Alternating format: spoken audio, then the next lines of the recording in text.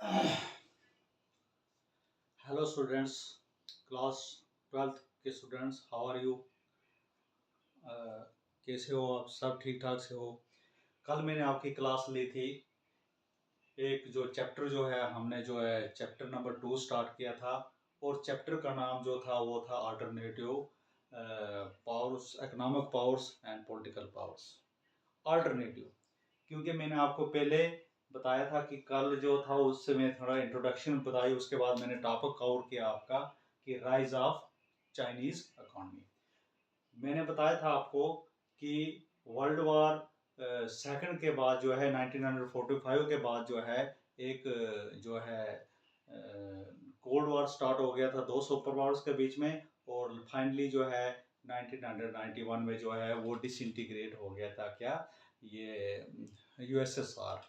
तो बोलता है कि जब यूएसएसआर की डिसइंटीग्रेशन हो गई तो अल्टर जो हमारे पास सुपर पावर बनकर आई थी वो थी दुनिया में, वो यूएसए थी। अब यूएसए को काउंटर करने के लिए जो है जितना भी जो हमारा वर्ल्ड था, वर्ल्ड की जो कंट्रीज थी, उनने बोला कि उसको काउंटर करने के लिए हमें क्या है, कुछ रीजनल ऑर्गेनाइजेशन को बनाने की जरूरत है, और कुछ अल्टरनेटिव जो है उसका निकालने की ज़रूरत है कि यूएसए की दादागिरी को ख़त्म करने के लिए, क्योंकि वो एक सुपर पावर उभर कर आई थी, और वो सुपर पावर जो थी वो इकोनॉमिकली भी स्ट्रांग थी, मिलिट्री भी के हिसाब से भी स्ट्रांग थी, हर लिहाज से जो वो स्ट्रांग थी। और यूएसएसआर के डिसइंटीग्रेट होने के बाद जो है यही यूएसए जो है वो सुपर पावर उभर कर आई थी। उसको काउंटर करने के लिए मैंने कल बताया था कि alternative centres of economic and political powers को लाने की जरूरत थी। तो मैंने उसमें आपको बताया था कि तीन वेज उन्होंने निकाले थे, तीन अल्टरनेटिव्स उन्होंने निकाले थे। एक जो निकाला था यूरोपियन यूनियन बनाई थी, जो यूरोप में बनी थी, और उसके बाद जो है आशियन की जो है वो आशियन ऑर्गेनाइजेशन जो उसको बनाया गया था। और थर्ड जो थी, थर्ड कंट्री जो जिसके बारे में मैंने कल डिस्कस यहाँ पे किया कि थर्ड कंट्री जो थी वो चाइना जो थी, वो आई थी किसको काउंटर करने के लिए, सुपर पावर्स यूएसए को काउंटर करने के लिए।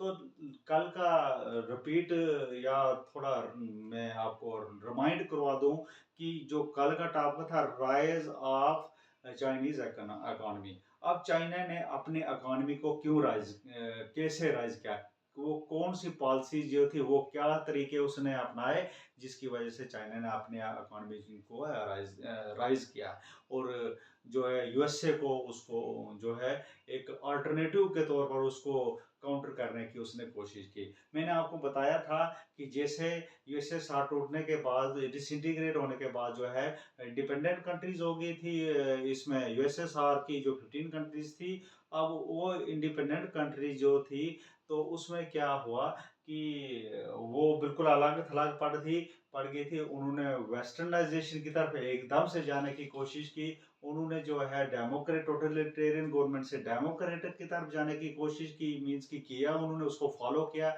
मीन्स की यूएसएसआर की पॉलिसी को उन्होंने जो है छोड़कर यूएसए की पॉलिसी को इख्तियार किया। किन कंट्रीज ने? यूएसएसआर की जो डिसइंटीग्रेट हुआ था तो उसकी वो वाली कंट्री। लेकिन चाइना ने क्या किया? चाइना ने यूएसएसआर की पॉलिसीज को, कम्युनिस्ट पॉलिसी जो थी, कम्युनिज्म का जो है वो पॉलिसी इख्तियार की। मीन्स की उसने जो है वो क्या किया कि प्राइवेट की साइड जाने की कोशिश ने की, और स्टेप बाय स्टेप जो है उन्होंने चाइना ने जो है वो प्रोग्रेस करनी स्टार्ट कर दी। लेकिन वहाँ पे मैंने शॉक थेरेपी जो बताई थी आपको, वहाँ पर जो है यूएसएसआर डिसइंटीग्रेट को उन्होंने शॉक थेरेपी का इस्तेमाल एकदम से चेंजेस लाने की कोशिश, कॉन्स्टिट्यूशन में चेंज की, और इकोनॉमिक पॉलिसीज में चेंज की, मतलब रैपिडली चेंज करने, जिसकी वजह से वो वहाँ पे सक्सीड नहीं हो पाए। लेकिन चाइना देखते हो आप, वो सक्सीड हो गया। किसकी वजह से? उसने स्टेप बाय स्टेप जो है अपनी पॉलिसीज का जो है वो इख्तियार किया, और स्टेप बाय स्टेप वो प्रोग्रेस करते गए, इकोनॉमिक डेवलपमेंट वो करते गए।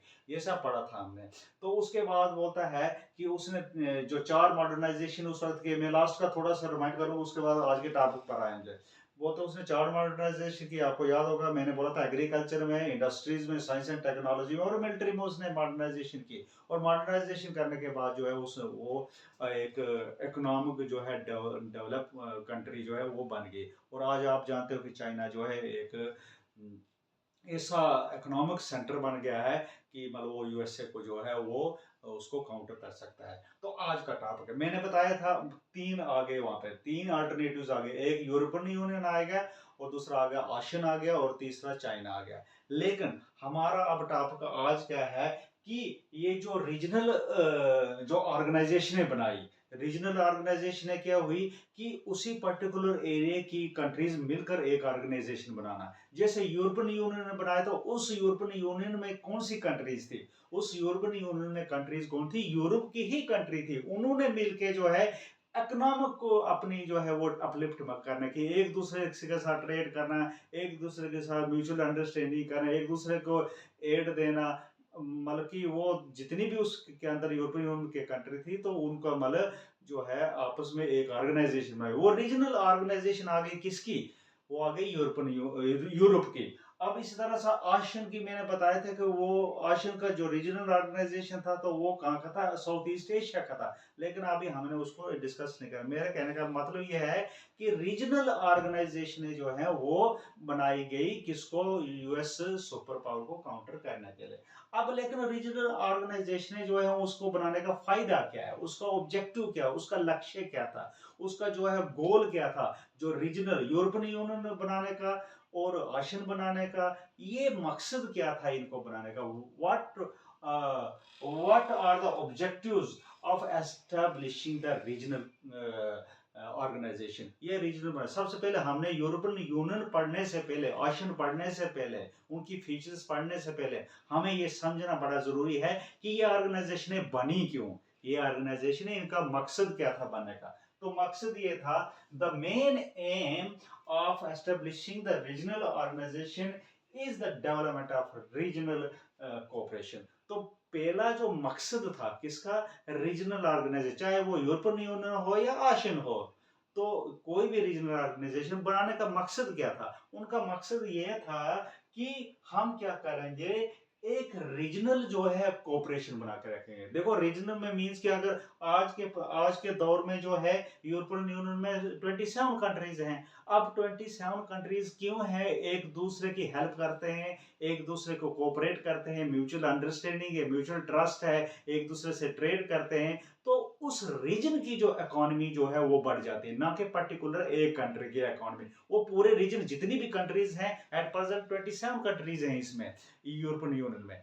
तो बोलता है कि क्या है कि उस रीजन की डेवलपमेंट करने के लिए, और थर्ड जैसे हमारा वो है यूएसए है या दूसरा कोई जो उस रीजन को थ्रेट कर रहा है, उसको जो काउंटर करने के लिए इस ऑर्गेनाइजेशन को बनाने का जो है इसको वजूद में लाया गया। ये एक ऑब्जेक्टिव मींस की कोऑपरेशन, और बोलता जितने भी मेंबर कंट्री है उनके बीच में रीजनल कोऑपरेशन लाना। जब तक एक दूसरे से अंडरस्टैंडिंग नहीं होगी, एक दूसरे के जितने भी डिस्प्यूट्स हैं उसको हल नहीं होंगे, तब तक वो जो एरिया जो है वो रीजन जो है वो कभी भी डेवलप नहीं कर सकता है। नंबर वन ऑब्जेक्टिव मींस कि रीजनल कोऑपरेशन के लिए इसका एक एम था कि हमारे अपने रीजन में एक कोऑपरेशन एक दूसरे के साथ जो है होना चाहिए। नंबर टू, अब एक और था कि फीलिंग ऑफ ब्रदरहुड। देखो जब मींस की पड़ोसी पड़ोसी मुल्क है, जब हम एक दूसरे से ब्रदरहुड की फीलिंग नहीं रखेंगे तब तक हम जो है वो प्रोग्रेस नहीं कर सकते, एक दूसरे से झगड़े करने से कभी भी प्रोग्रेस नहीं हो सकती है। तो बोलता है उस रीजन में ब्रदरहुड लाने के लिए, एक भाईचारा लाने के लिए जो है, ये जो मेंबर स्टेट्स हैं चाहे वो आशियन के हो या यूरोपियन यूनियन के हो, तो बोलता है वो मेंबर स्टेट्स में जो है वो एक ब्रदरहुड लाने के लिए ये भी एक ऑब्जेक्टिव था, रीजनल ऑर्गेनाइजेशन का एस्टेब्लिश होना, मतलब उसका बनाना, मतलब रीजनल ऑर्गेनाइजेशन बनाने का ये भी एक मकसद था, ब्रदरहुड लाना उस रीजन के अंदर। अभी हम उस रीजन से बाहर नहीं जा रहे हैं, कि हम ये देख रहे हैं कि रीजनल ऑर्गेनाइजेशन बनी क्यों, क्यों उनका क्या ऑब्जेक्टिव था उनका। तो कल मैंने बताया था एक तो काउंटर करने के लिए यूएसए, और दूसरा मैंने यहाँ पे डिस्कस कर रहा हूँ कि उस रीजन में भी जो है कोऑपरेशन लाना और ब्रदरहुड की फीलिंग लाना वो भी बहुत जरूरी था। जब हम एक दूसरे से लड़ते हैं, एक कंट्री दूसरी से उसी रीजन में लड़ती हैं, तो वो रीजन का भी जो है वो प्रोग्रेस नहीं कर सकता, चाहे वो पॉलिटिकल स्टेबिलिटी भी नहीं होती है और वहां पर इकोनॉमिक प्रोग्रेस भी कभी नहीं होती है। नंबर 2 हो गया ये डिस्कस। और तीसरा जो है, अब बोलता है रीजन कोऑपरेशन बना क्यों। देखो, रीजनल कोऑपरेशन इसलिए भी बनता है कि अगर विद इन द रीजन, अगर सपोज मैं बोलता हूँ कि यूरोपियन यूनियन में सपोज क्या वो हैं, आज यूरोपियन यूनियन में अगर 27 कंट्रीज है, वो क्यों एक दूसरे से जुड़ी हुई हैं। एक तो ब्रदरहुड है, कोऑपरेशन है, दूसरा जो है एक दूसरे से ट्रेड करने में, एक दूसरे की हेल्प करने से उस रीजन की इकोनॉमी जो है, उस रीजन में जो रेवेन्यू है वो जनरेट होता है। जब पैसा जनरेट होता है तो पैसे से क्या हो जाता है कि मिलिट्री भी जो है हम स्ट्रांग कर सकते हैं और अपने उस रीजन को जो है वो प्रोटेक्ट कर सकते हैं। और दूसरा जो है वहां पे गरीबी जो है वो हट जाती है और एक दूसरे से कोई भी कन्फ्लिक्ट उस रीजन के अंदर नहीं होना चाहिए। तो तीसरा है कि इसका एक ये भी मकसद था कि रीजन को, उस रीजन में इकोनॉमिक जो है अपलिफ्टमेंट करना, वो भी एक ऑब्जेक्टिव था। किसका ऑब्जेक्टिव था कि ये रीजनल ऑर्गेनाइजेशन बनी क्यों भाई। ये 3 ऑब्जेक्टिव मैंने अभी तक बता दिए कि क्यों बनी। एक कोऑपरेशन बनाने के लिए, दूसरा ब्रदरहुड लाने के लिए और तीसरा मैंने आपको बताया कि इकोनॉमिक डेवलपमेंट लाने के लिए जो है ये रीजनल कोऑपरेशन जो है वो बनी थी। अब चौथा जो है इसका एक और मकसद था कि, तीसरा ये मकसद था कि जो भी इंटरनेशनल पॉलिटिक्स है, मतलब इंटरनेशनल पॉलिटिक्स में जो है वो इन्फ्लुएंस होना चाहिए उसका। इंटरनेशनल जो हम देखते हैं कि जो भी अगर स्टेबिलिटी है अगर हमारे पॉलिटिकल लेवल पर, तो बोलता है उस रीजन का इन्फ्लुएंस जो है दूसरी कंट्रीज पर पड़ता है या दूसरे रीजन पर पड़ता है। तो बोलता है कि इसका एक और एम था कि पावर जो है इंटरनेशनल पॉलिटिक्स में आनी चाहिए। और दूसरा उसके बाद जो है जो सुपर पावर जो है, जो यूएसए दादागिरी जो दिखा रहा है, तो उसको काउंटर करने के लिए हमें जो है पॉलिटिकली भी स्ट्रांग रहना है और हमें इकोनॉमिकली भी स्ट्रांग रहना है। तो ये 4 ऑब्जेक्टिव थे हैं किसके, रीजनल कोऑपरेशन बनाने के। अब रीजनल कोऑपरेशन मैंने एक यूरोपियन यूनियन बता दिया जो आपके सिलेबस में है, दूसरा आशियंस है, ये जो यूरोपियन यूनियन, और तीसरा जो है चाइना के बारे में हमने जो कल पढ़ा, और चाइना के बाद हम और भी पढ़ेंगे कि चाइना, बाद में दूसरे टॉपिक में पढ़ेंगे कि चाइना का इंडिया के साथ क्या रिलेशन है। अब ये रीजनल आपको पता चल गया कि ये रीजनल जो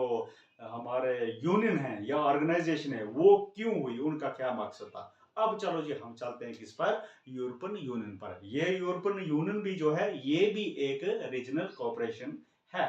तो अब बोलता है कि ये बना कैसे, यूरोपियन यूनियन बना कैसे, अब क्यों बना, ये क्या प्रोसेस हुआ, वो कौन से स्टेप्स फॉलो किए जिसकी वजह से जो यूरोपियन यूनियन का वजूद में आया। वो यूरोपियन यूनियन एक ऑर्गेनाइजेशन है, वो बनी ईयू, यूरोपियन यूनियन। सबसे पहले देखो, आप जानते हो कि सेकंड वर्ल्ड वॉर हुआ था। सेकंड वर्ल्ड वॉर मैंने कल भी बताया था और पहले से भी क्लास में बताता आ रहा हूँ कि सेकंड वर्ल्ड वॉर जो है 1939 से लेकर ये 1945 में जो है वो खत्म हो गई थी सेकंड वर्ल्ड वॉर। ठीक है, 39 में स्टार्ट हुई और 45 में खत्म हो गई। और 45 के बाद जो क्या होता है कि जब वर्ल्ड वॉर खत्म हो जाती है और जो जो यूरोपियन की कंट्रीज थी, जो यूरोपियन की कंट्रीज थी, तो वो क्या होगी, वो गरीब होगी। वो यूरोपियन कंट्री जो थी वो पुअर होगी। और बोलता है कि अब हम इसको वॉर टर्म यूरोप कहते हैं, क्योंकि वॉर का जो सेकंड वॉर का असर जो है यूरोप पर बहुत पड़ा।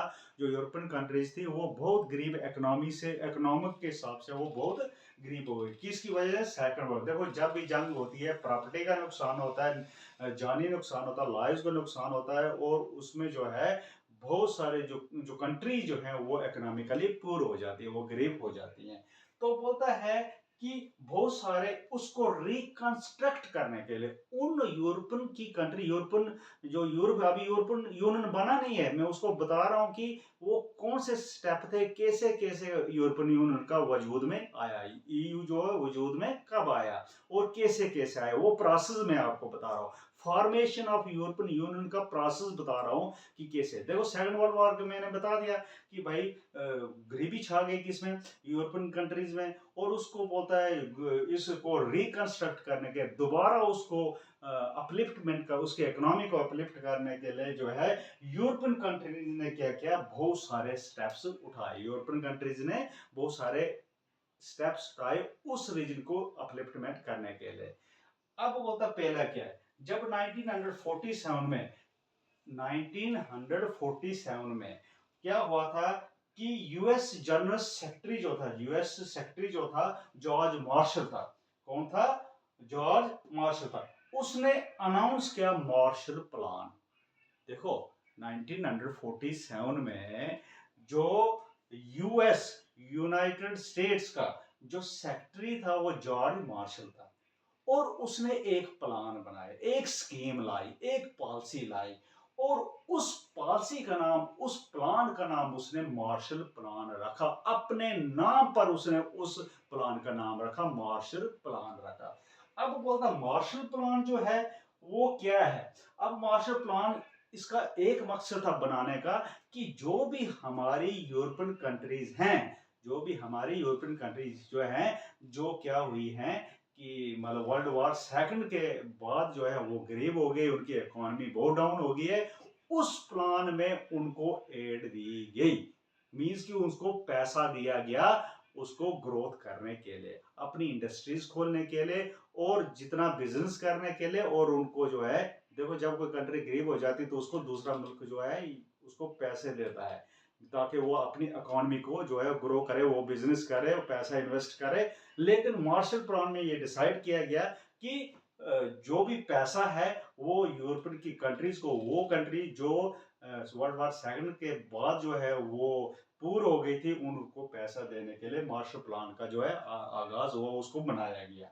अब बोलता है कि अब दूसरा जो है 1947 की बात है, जो यूएस जर्नल जो सेक्रेटरी है जॉर्ज मार्शल, उसने प्लान बनाया। उसमें उसने ये बोला कि जो यूरोपियन कंट्री है उसको हमें पैसा देना है, एड देनी है। अब क्या होता है कि 1948 में क्या होता है कि यूरोपियन कंट्री जो है ईसीसी, वहां पे ईसीसी बनती है, एक और ऑर्गेनाइजेशन बन जाती है ईसीसी, उसका नाम है European economic community, Europe ECC. मतलब 1947 अभी यूरोपियन यूनियन बना नहीं है, ये उसकी साइड जा रहा, उसकी तरफ जा रहा कि कैसे कैसे वो प्लानिंग हुई, कैसे कैसे यूरोपियन मतलब फॉर्मेशन कैसे हुई। तो 1947 में वहां पर एक कम्युनिटी बन जाती है, एक किस्म की वो छोटी मोटी ऑर्गेनाइजेशन बन जाती है, उसका नाम रखा उन्होंने यूरोपियन इकोनॉमिक कम्युनिटी, ईसीसी। अब बोलता है ये फॉर्म हुई। अब क्यों बनाया गया ये कम्युनिटी, क्यों बनाया? जैसे हम कोई कमेटी बनाते हैं, जैसे हम कोई हाउस बनाते हैं या कमेटी स्कूल में बनाते हैं, उसका कोई मकसद होता। अब ईसीसी, अब ईसीसी का यूरोपियन इकोनॉमिक कम्युनिटी क्या बना कि जो एड मार्शल प्लान में डाली थी, भाई इतना पैसा मार्शल प्लान में डाला गया था, उस एड को चैनलाइज करना है, उस एड को डिस्ट्रीब्यूट करना है यूरोपियन कंट्रीज में जो गरीब हो गई हैं। तो ईसीसी का ये मकसद था। अभी यूरोपियन यूनियन नहीं बनाया, उसकी तरफ हम जा रहे हैं। अब ये कब हुआ? 1948 में। और 1947 की जो मैंने आपको बात बताई वो क्या था, उसमें मार्शल प्लान बना था। ये ऑब्जेक्टिव टाइप भी आ सकता है कि मार्शल प्लान कब बना था और वो किसके मतलब सरबराही में वो मार्शल प्लान बना था। तो वो मार्शल प्लान 1947 में बना था, और वो सेक्रेटरी जॉर्ज मार्शल जो था उसके हेड थे। तो उसने अपने नाम पर इसका नाम रखा मार्शल प्लान। अब ईसीसी भी बन गए। अब तीसरा पॉइंट है, अब कैसे बना? अब बोलता council of Europe was formed in 1940। अब 1949 में क्या होता है कि काउंसिल ऑफ यूरोप बनती है। काउंसिल ऑफ यूरोप मींस कि वहां पर इलेक्टेड मेंबर बनते हैं, उसकी एक काउंसिल बनती है, एक किस्म की कमेटी बनती है वहां पे। कब बनती है? 1940। अभी यूरोपियन यूनियन नहीं बना है। अब बोलता है उसकी तरफ हम जा रहे हैं। अब बोलता है 1951 में क्या होता है? 1951 में क्या होता है? एक ट्रीटी होती है। ट्रीटी मींस कि क्या? एक एग्रीमेंट होता है। ट्रीटी होती है वो पेरिस में होती है, उसको बोलते हैं ट्रीटी ऑफ पेरिस। आप ऑब्जेक्टिव टाइप में आप ये भी कर सकते हो कि ट्रीटी ऑफ पेरिस कब हुई थी? तो 1951 में ट्रीटी ऑफ पेरिस साइन की। कितनी कंट्रीज ने साइन की उस वक्त? 6 कंट्रीज ने इस ट्रीटी ऑफ पेरिस को साइन किया। मींस कि treaty of Paris was signed in 1951। तो कितनी कंट्रीज ने वो साइन किया? 6 कंट्रीज ने उसको साइन किया। अब बोलते हैं द यूरोपियन, उसमें क्या था? European coal and steel community उस पर। अब देखो ईसीसी बनी थी, अब इसके अलावा एक और कम्युनिटी बन जाती है, और वो कम्युनिटी ट्रीटी ऑफ पेरिस में क्या होता है कि वहां पर एक और बनता है European coal and steel community. European coal and steel community जो है वहां पे बन जाती है ईसीसी के बाद। अब बोलता है क्या है कि उसमें जो है 6 कंट्रीज कौन थी? 6 कंट्रीज कौन थी? उसमें था बेल्जियम था, फ्रांस था, इटली था, उसके बाद जो है हॉलैंड था, और बोलता है वेस्ट जर्मनी थी। देखो वेस्ट जर्मनी, आपको याद होगा कि मैंने चैप्टर नंबर 1 में जो है जर्मनी जो है कोल्ड वार के दौरान 2 हिस्सों में डिवाइड हो गया था, एक ईस्ट जर्मनी और दूसरा वेस्ट जर्मनी। अब मैंने उस टॉपिक को यहाँ पे रिपीट नहीं करना है, लेकिन मैं थोड़ा सा आपको बता दूं कि वो जर्मनी का जो हमने एपिसोड पढ़ा था, Berlin Wall, break down of Berlin Wall, वो पढ़ा था एक टॉपिक हमने। वो ईस्ट जर्मनी और वेस्ट जर्मनी के बीच में जो प्रॉब्लम मैंने आपको बताई थी। तो वो था वेस्ट जर्मनी में जो था ये इसमें किसमें था? ये European coal and steel community में था। मतलब 6 कंट्री ने जो है इसके मेंबर कंट्रीज थी। अब बोलता है ये जो 6 कंट्रीज जो है इन्होंने साइन एक और ट्रीटी की।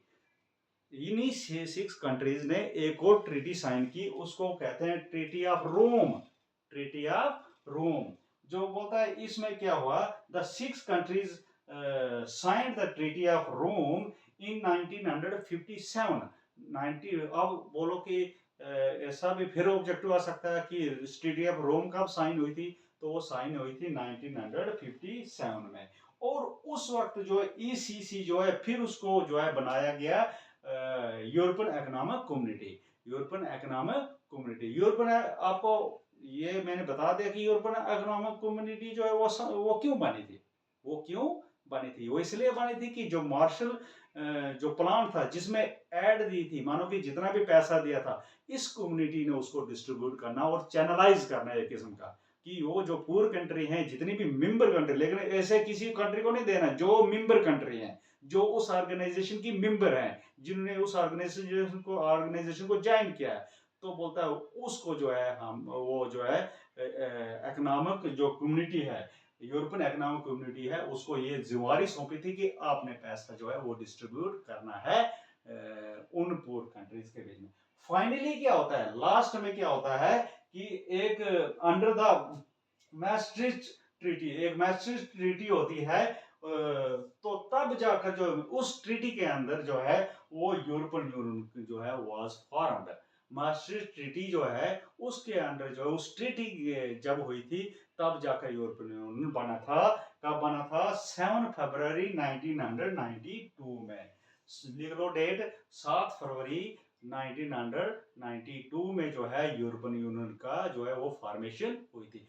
फाइनली जो है हमारे पास जो है यूरोपियन यूनियन बन गया है। अब यूरोपियन यूनियन कब बना? ये भी ऑब्जेक्टिव टाइप घुमा फिरा के पूछ सकते हैं कि किस ट्रीटी के अंदर जो है वो यूरोपियन यूनियन का जो है फॉर्मेशन हुई थी। तो आप वहां पे लिख सकते हो मास्ट्रिक्ट ट्रीटी जो है वो 1992 में जो है 7 फरवरी 1992 में जो है वो क्या है यूरोपियन यूनियन बना। अब आपको पता होना चाहिए, अब ये यूरोपियन यूनियन, मैंने आज के इस टॉपिक में आपको यूरोपियन यूनियन बाद में आपको पढ़ाया, पहले मैंने आपको यूरोपियन इसके ऑब्जेक्टिव बताए कि ये रीजनल ऑर्गेनाइजेशन है, ये बनी क्यों है।